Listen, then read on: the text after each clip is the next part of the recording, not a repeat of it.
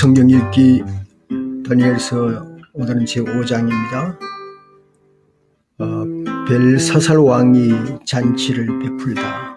이 사건을 통해서 오늘 상고하십시다. 요약은 벨사살 왕은 느부갓네살 왕이 죽은 지 25년 후에 바벨론의 왕으로 등극을 합니다.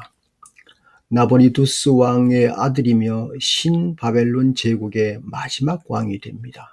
그는 BC 533년에서 539년을 아버지와 함께 공동 섭정을 하였습니다.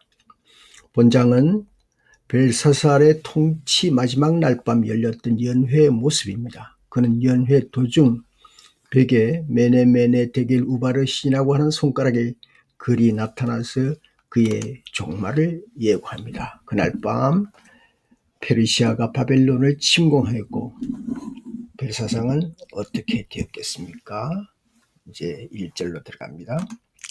벨사살 왕이 귀한 손님 1000명을 불러서 큰 잔치를 베풀고 그 1000명과 더불어 술을 마셨다. 벨사살 왕은 술을 마시면서 명령을 내려서 그의 아버지 느부갓네살 왕이 예루살렘 성전에서 가져온 금그릇과 은그릇들을 가져오게 하였다. 왕과 귀한 손님과 왕비들과 후궁들이 모두 그것으로 술을 마시게 할 참이었다. 그래서 예루살렘에 있는 하나님의 집 성전에서 가져온 금그릇들을 꺼내서 왕과 귀한 손님과 왕비들과 후궁들이 그것으로 술을 마셨다. 그들은 술을 마시고서 금과 은과 동과 철과 나무와 돌로 만든 신들을 찬양하였다. 그런데 바로 그때 갑자기 사람의 손이 나타나더니 촛대 앞에 있는 왕궁 석고벽 위에다가 글을 쓰기 시작하였다. 왕은 그 손가락의 글을 쓰는 것을 보고 있었다. 그러다가 왕의 얼굴빛이 창백해지더니 공포에 사로잡혀서 넓적다리의 힘을 잃고 무릎을 서로 부딪히며 떨었다. 왕은 큰 소리로 외쳤어 주술가들과 점성술가들과 점성가들을 불러오게 하였다. 그들이 들어왔을 때 그는 바벨론의 지혜자들에게 말하였다.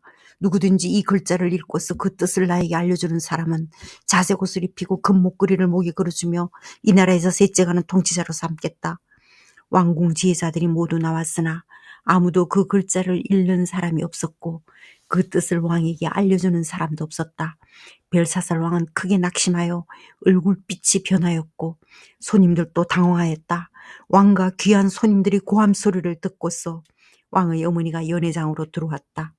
왕의 어머니가 왕께 말하였다. 임금님의 만수무강을 빕니다. 임금님은 너무 번민하지 마시고 얼굴에서 근심을 떨쳐버리시기 바랍니다. 임금님의 나라에 거룩한 신들의 영을 받은 한 사람이 있습니다.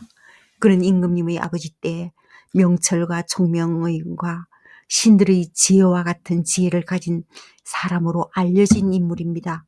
임금님의 아버지 느부갓네살 왕께서는 그 사람을 마술사들과 주술가들과 점성술가들과 점성가들의 우두머리로 세우셨습니다. 그의 이름은 다니엘입니다. 그에게는 탁월한 정신과 지식과 꿈을 해몽하는 총명이 있어서 수수께끼도 풀었고 어려운 문제도 해결했습니다. 느부갓네살 왕은 그의 이름을 벨르사살이라고 부르셨습니다. 이제 다니엘을 불러보십시오.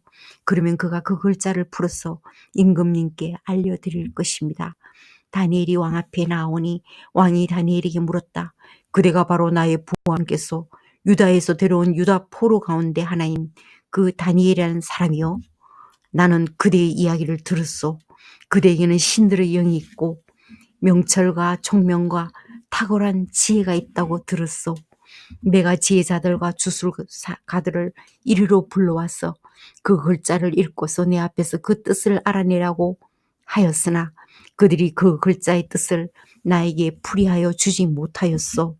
그러나 나는 그대가 글자를 해석할 수 있고 어려운 문제도 풀 수 있다고 들었소. 지금 그대가 이 글자를 읽고 나에게 뜻을 풀이하여 주면 그대에게 자색 옷을 입히고 목에 금목걸이를 걸어주고 이 나라에서 셋째가는 통치자로 삼겠소. 다니엘이 왕 앞에 아뢰었다. 임금님이 주시겠다는 선물은 거두시고 임금님이 내리실 상급은 다른 사람에게 주시기 바랍니다. 그럴지라도 저는 이 글자를 읽고서 그 뜻을 풀이하여 임금님께 알려드리겠습니다. 임금님, 가장 높으신 하나님이 임금님의 아버지 느부갓네살 왕께 나라와 큰 권세와 영광과 위엄을 주셨습니다. 하나님이 그에게 큰 권세를 주셨으므로 민족과 언어가 다른 뭇 백성들이 그 앞에서 떨면서 무서워하였으며, 부친께서는 마음대로 사람을 죽이기도 하고 마음대로 사람을 살리기도 하고 마음대로 사람을 높이기도 하고 마음대로 사람을 낮추기도 하셨습니다.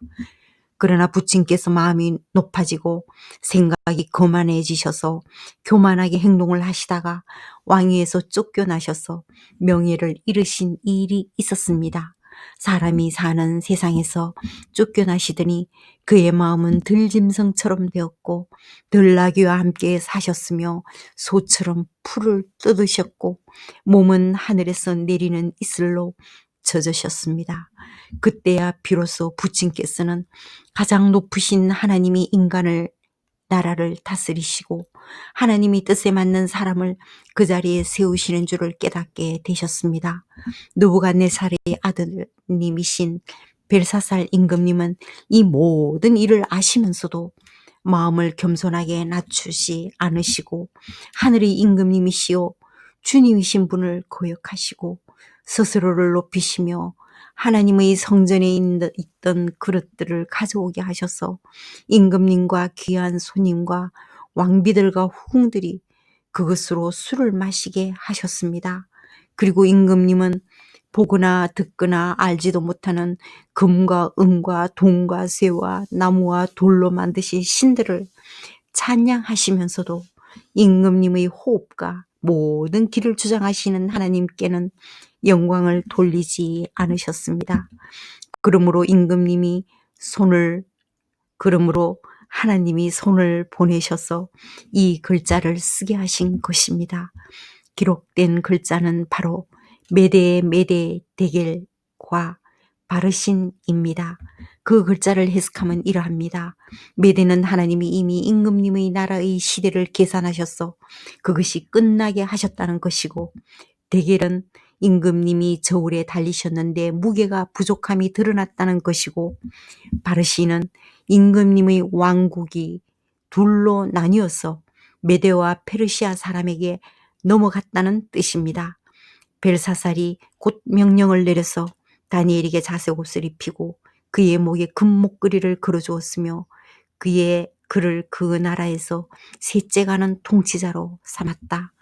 바로 그날 밤에 바벨로니아의 벨사살 왕은 살해되었고 메데 사람 다리우스가 그 나라를 차지하였다.